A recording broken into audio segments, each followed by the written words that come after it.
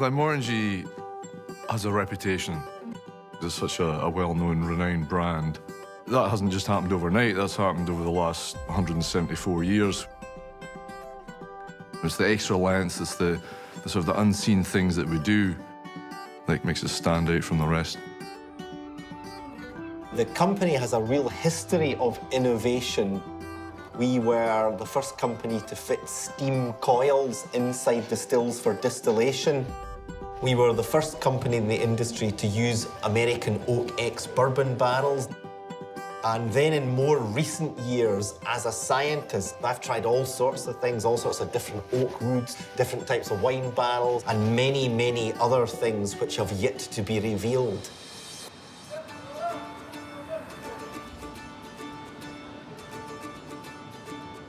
Like any other whisky distilling company in Scotland, we're kind of bound by the Scotch Whisky Act, saying that we can only use 4 raw materials. You can use water, you can use malted barley, you can use yeast, and you can use oak casks. So innovation, to get different flavour profiles, it's not an easy thing to do. We have a very innovative process called extra maturation. It's a case of extending the maturation in a different type of wood. So we can take the whisky out of the bourbon casks, we can put it into, for example, sherry casks for a further 2 years. And that adds sweetness, adds the coconut, sort of vanilla-type flavours. It makes it for a very, very balanced whisky. Our very first extra-matured whisky was a vintage 1963 Glenmorangie that was matured in the finest American white oak for 20 years and then re-racked into the finest Oloroso sherry butts from Jerez in Spain.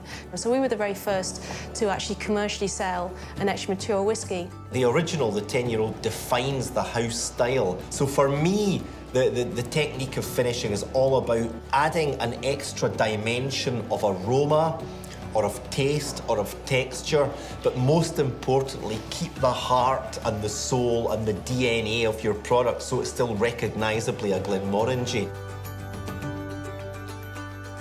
A good question is, well, why bother to push the boundaries, to be innovative? And I guess the simple answer to that is because you can't rest on your laurels.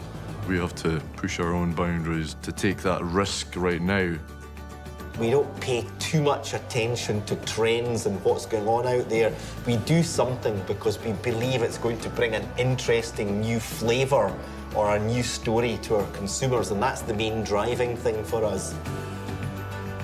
I've got a notoriously low boredom threshold, so I've always got to be trying new things, and I wouldn't have it any other way. Better not drink anymore.